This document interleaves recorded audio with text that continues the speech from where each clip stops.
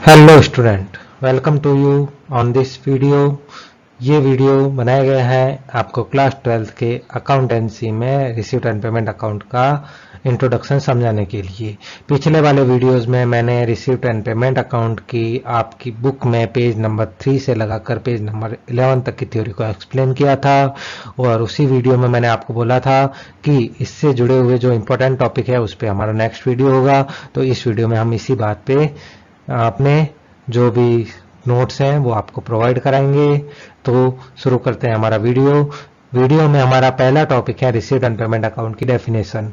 Received and payment account की definition आप small भी लिख सकते हैं, अगर शॉर्ट आंसर टाइप क्वेश्चन है तो आपको थोड़ी बड़ी लिखनी पड़ेगी, और अगर ऐसे type received and payment account related question आ गया तो आपको कंप्लीट एक्सप्लेन करना पड़ेगा। इसी में मैंने रिसीव्ड एंड पेमेंट अकाउंट की जो डेफिनेशन है उसको 3 पार्ट में डिवाइड कर दिया है। तो जो पहली डेफिनेशन है वो है received and payment account is a summary of all case and bank related transaction done by the not for profit organization in a particular accounting period।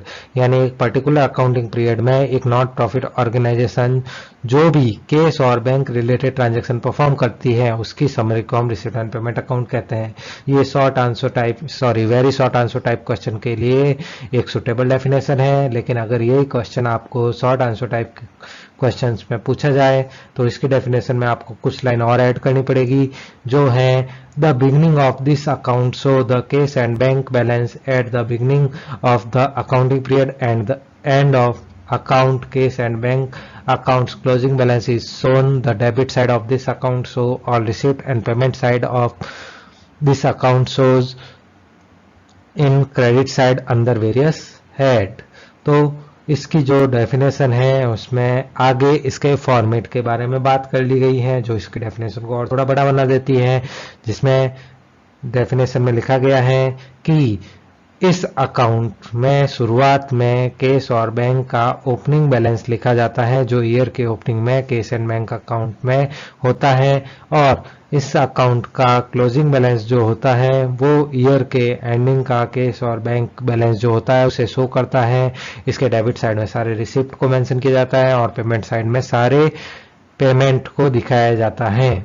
अगर ऐसे टाइप क्वेश्चन आ जाए तो उसमें आपको कुछ और लाइन ऐड करनी होगी, जो होगी all case transactions whether relating to current accounting year or previous accounting year or next accounting year are recording in the account without any discrimination of revenue or capital nature। तो इसमें एक main इसकी important बात यह है कि इस account में केस रिलेटेड सारे ट्रांजैक्शन होते हैं जो इस अकाउंटिंग पीरियड में हुए हैं, भले ही वह नेक्स्ट अकाउंटिंग पीरियड से रिलेटेड हो, चाहे प्रीवियस अकाउंटिंग पीरियड से रिलेटेड हो, चाहे कैपिटल नेचर के हो, चाहे रिवेन्यू नेचर के हो, लेकिन अगर उन्हें इस अकाउंटिंग पीरियड में परफॉर्म किया गया है तो उसे एक रिसीव्ड एंड पेमेंट अकाउंट में दिखाया जाएगा। तो ये हो गई बात रिसीव्ड एंड पेमेंट अकाउंट की डेफिनेशन की। इसके बाद हमारा नेक्स्ट टॉपिक जो होता है वो है रिसीव्ड एंड पेमेंट अकाउंट की characteristics. Received and payment account की कैरेक्टरिस्टिक्स आपसे पूछी जाती है, और नॉर्मली ये शॉर्ट आंसर टाइप क्वेश्चन होता है जिसमें आपको 5 कैरेक्टरिस्टिक्स मेंशन करनी होती हैं। तो ये रिसीव्ड एंड पेमेंट अकाउंट की जो कैरेक्टरिस्टिक्स है उसमें पहली कैरेक्टरिस्टिक्स है it is a summary of cash book in which all received and payment are recorded in various head. यानी रिसीव्ड एंड पेमेंट अकाउंट एक समरी होता है जिसमें सारे रिसिप्ट और पेमेंट ट्रांजैक्शन को अलग अलग नाम से लिखा जाता है। पॉइंट नंबर 2 यानी characteristics number 2, all transactions are recorded in various head with the total amount of accounting period. कि इसमें जो ट्रांजैक्शंस होते हैं उनको वेरियस हेड में टोटल अमाउंट से लिखा जाता है। ये नहीं होता कि सैलरी 4 बार पेमेंट हुई है तो रिसीव्ड एंड पेमेंट अकाउंट में सैलरी के नाम से 4 बार पेमेंट साइड में लिखा जाएगा, नहीं, इसमें सैलरी को एक ही बार लिखा जाएगा और जो 4 बार पेमेंट हुआ है उन सबकी टोटल एक ही बार में सैलरी में शो कर दी जाएगी। इस तरह से हर एक ट्रांजैक्शन को बार बार दोहरा के न लिख के अलग अलग हेड में हर एक हेड की टोटल अमाउंट लिखी जाती है। पॉइंट नंबर 3 यह characteristic number 3, both revenue and capital transactions are recorded in this account. यानी चाहे वह कैपिटल ट्रांजैक्शन है चाहे रिवेन्यूअल ट्रांजैक्शन है, लेकिन अगर वह केस में हुआ है तो उसे रिसीव्ड ऑन पेमेंट अकाउंट में दिखाया जाएगा। हमारी चौथी कैरेक्टरिस्टिक्स है, फोर्थ कैरेक्टरिस्टिक में लिखा गया है non cash transactions like depreciation, outstanding expenses, accrued income are not recorded in it. जो भी केस रिलेटेड ट्रांजैक्शन नहीं है उन्हें रिसीव्ड एंड पेमेंट अकाउंट में नहीं दिखाया जाएगा। इन्हें हम नॉन केस ट्रांजैक्शन कहते हैं, जैसे डेप्रिसिएशन हुआ, आउटस्टैंडिंग एक्सपेंसेस हुआ, एक्रूड इनकम हुआ। ये नॉन कैश ट्रांजैक्शन होने के कारण उन्हें रिसीव्ड एंड पेमेंट अकाउंट में नहीं दिखाया जाता है। हमारी जो पांचवी कैरेक्टरिस्टिक है उसमें सीधी सी बात बताई गई है कि debit side of this account show all received and credit side shows all payment for current accounting period, कि यानी इस अकाउंट का जो डेबिट साइड है वो सारे रिसिप्ट को शो करता है, और जो भी क्रेडिट साइड है यानी इस अकाउंट के क्रेडिट साइड में सारे पेमेंट्स को लिखा जाता है, सारे पेमेंट को शो किया जाता है जो भी इस अकाउंटिंग पीरियड में हुए हैं। इस तरह से ये 5 कैरेक्टरिस्टिक हो गई रिसीव्ड एंड पेमेंट अकाउंट की। इसके बाद हमारा नेक्स्ट टॉपिक है इसका format. Received and payment account का जो फॉर्मेट है उसको आपके स्क्रीन पे दिखा है। इस फॉर्मेट में सबसे ऊपर टाइटल लिखा जाता है received and payment account for the year ending on 31 मार्च, और उसके बाद जिस ईयर की एंडिंग हो रही है उस ईयर को लिखा जाता है। इसकी 2 साइड होती हैं, डेबिट साइड और क्रेडिट साइड। डेबिट साइड में 2 कॉलम होते हैं, पहला कॉलम रिसिप्ट का, दूसरा कॉलम अमाउंट का। उसी तरह से पेमेंट साइड में 2 कॉलम होते हैं, पहला कॉलम पेमेंट का, दूसरा कॉलम अमाउंट का। तो शुरुआत में इसमें 2 चीजें लिखी जाती हैं, एक तो टू बैलेंस बीडी या बाय बैलेंस बीडी।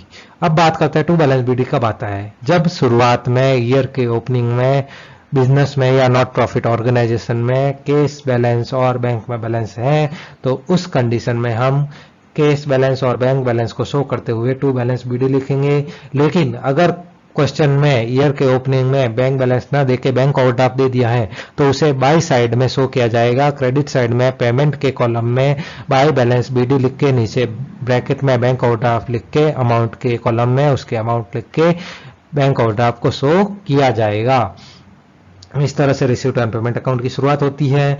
इसके बाद सारी रिसिप्ट जो भी हमारे पास पैसे आए हैं, चाहे वो किसी भी नाम से आए हैं, किसी भी ट्रांजैक्शन में आए हैं, चाहे पिछले साल के हैं, चाहे इस साल के हैं, चाहे अगले साल के हैं, चाहे कैपिटल है, चाहे रिवेन्यू है, सभी को हम रिसिप्ट में दिखाते हैं।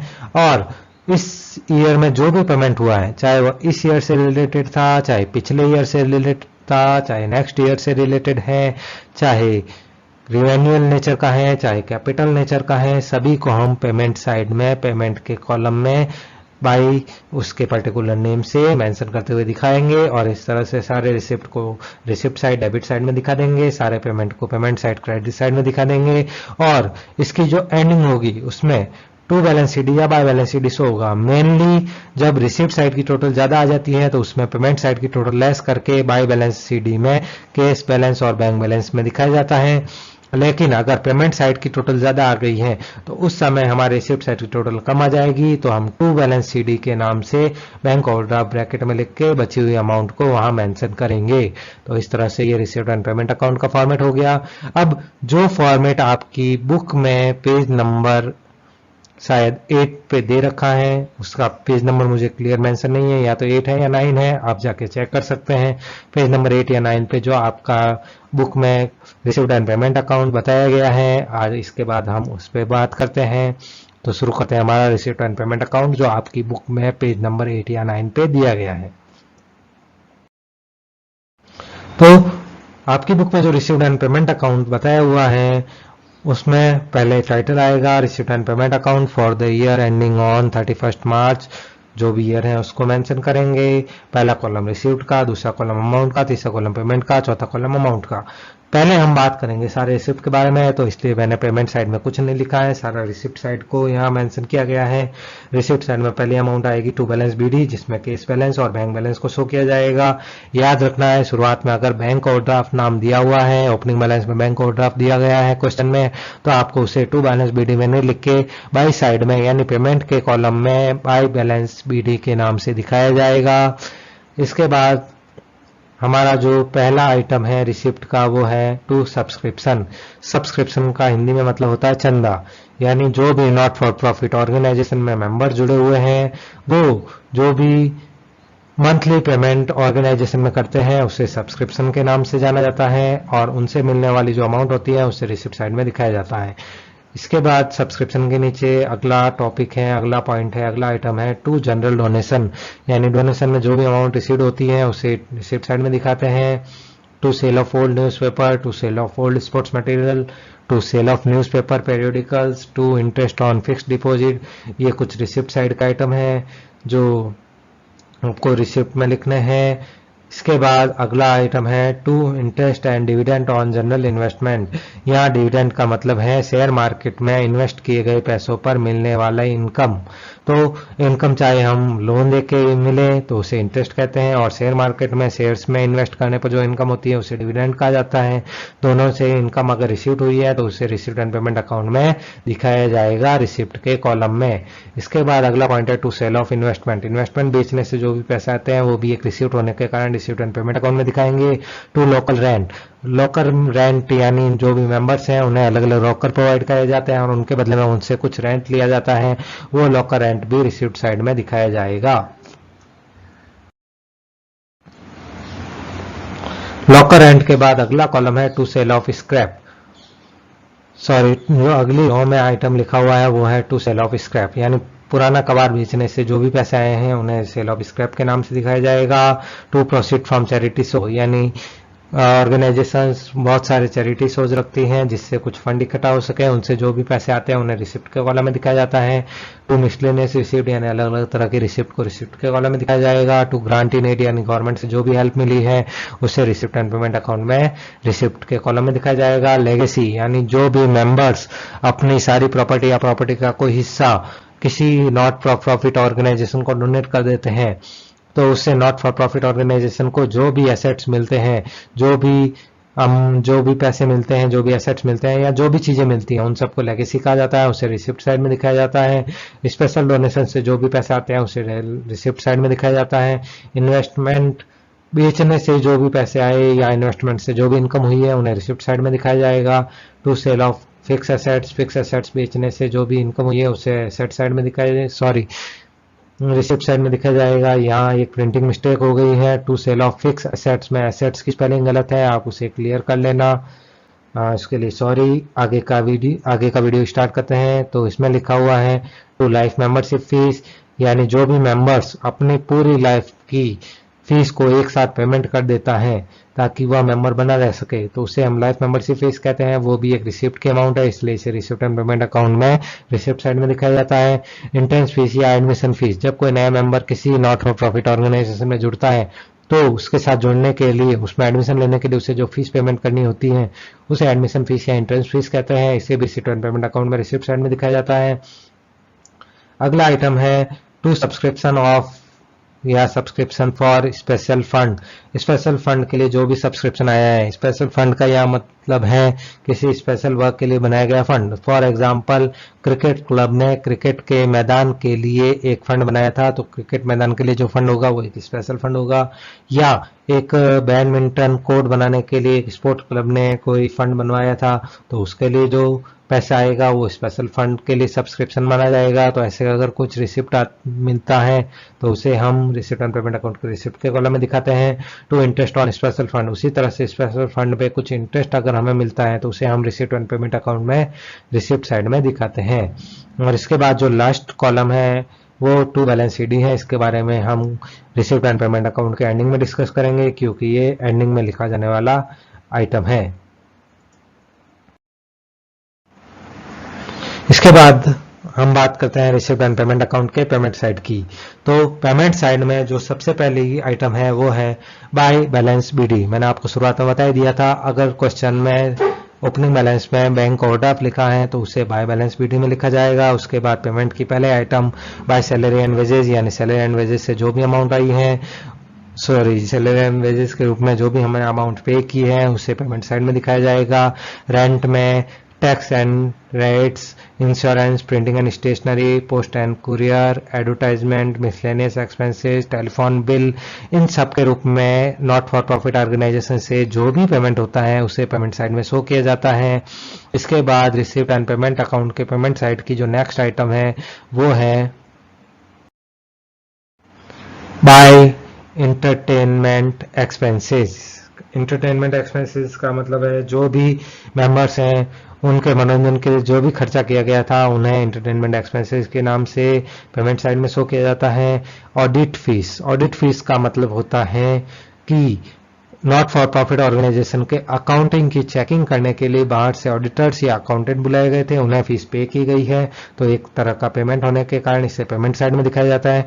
ऑनरेरियम का मतलब है बाहर से कुछ मेंबर्स या कुछ पर्संस बुलाए गए, उन्होंने सोसाइटी को या ऑर्गेनाइजेशन को कुछ सर्विस दी और बदले में उन मेंबर्स को कुछ पेमेंट किया गया, तो उन पर्सन से सर्विस लेने के बदले में उन्हें जो पेमेंट किया गया था उन्हें ऑनरेरियम कहते हैं और इसे पेमेंट साइड में दिखाया जाता है। अगला आइटम है by receipt and by repair and renewal, यानी नॉट फॉर प्रॉफिट ऑर्गेनाइजेशन में कुछ खराब हो गया था, कुछ रिपेयर कराने की जरूरत थी, उसके लिए जो खर्चा किया गया उसे पेमेंट साइड में दिखाया जाएगा। By upkeep of ground, ground को साफ सुथरा रखने के लिए, उसके रखरखाव के लिए जो भी खर्चा किया जाता है उसे रिसिप्ट एंड पेमेंट अकाउंट के पेमेंट साइड में दिखाया जाता है। बाय व्हीकल, जो भी नया व्हीकल खरीदा गया है या फिर व्हीकल पे जो भी खर्चा किया गया है उसे पेमेंट साइड में दिखाया जाता है। By purchase of fix assets, इसी तरह से जो भी फिक्स एसेट्स परचेज की जाती हैं उस पे जो खर्चा किया जाता है उन्हें पेमेंट साइड में दिखाया जाता है। By purchase of investment, investment purchase करने पर जो भी खर्चा हुआ है उसे हम पेमेंट साइड में दिखाते हैं। और इसके बाद इस अकाउंट की एंडिंग में हम रिसिप्ट साइड और पेमेंट साइड दोनों की टोटल करते हैं, फिर रिसिप्ट साइड की टोटल में से पेमेंट साइड की टोटल को लेस करते हैं। अगर कुछ अमाउंट बच जाता है तो उसे कैश बैलेंस और बैंक बैलेंस के रूप में दिखाया जाता है, और यदि पेमेंट साइड की टोटल ज्यादा आ जाती है रिसिप्ट साइड की टोटल से तो उस समय रिसिप्ट साइड में हम टू बैलेंस शीट में बैंक ओवरड्राफ्ट के नाम से एंट्री करेंगे। तो इस तरह से आपका रिसिप्ट एंड पेमेंट अकाउंट हो जाता है पूरा। और यहाँ हमारा थ्योरी पोर्शन भी पूरा हो गया रिसिप्ट एंड पेमेंट अकाउंट का। नेक्स्ट वीडियो में हम बात करेंगे रिसिप्ट एंड पेमेंट अकाउंट से रिलेटेड क्वेश्चन के बारे में। तो अगर आपको इस टॉपिक से रिलेटेड इंपॉर्टेंट नोट चाहिए तो आप मेरे टेलीग्राम आईडी पे जाके मेरे टेलीग्राम चैनल को ज्वाइन कर सकते हैं और वहां से ये वीडियोस से रिलेटेड जो भी नोट्स है उन्हें डाउनलोड कर सकते हैं।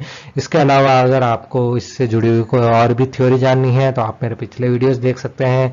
मेरे नेक्स्ट वीडियो के लिए आप मेरे चैनल को सब्सक्राइब करके मेरे वीडियो को लाइक कर सकते हैं। सब्सक्राइब करने से आपको मेरे नेक्स्ट वीडियोस की नोटिफिकेशन टाइम टू टाइम मिलती रहेगी। और अगर आपको वीडियो अच्छा लगा है, आप और देखना चाहते हैं तो आप हमारे साथ ज्वाइन किए हुए रह सकते हैं। Thank you very much for watching this video. तो मिलते हैं हमारे अगले वीडियो में। Bye bye.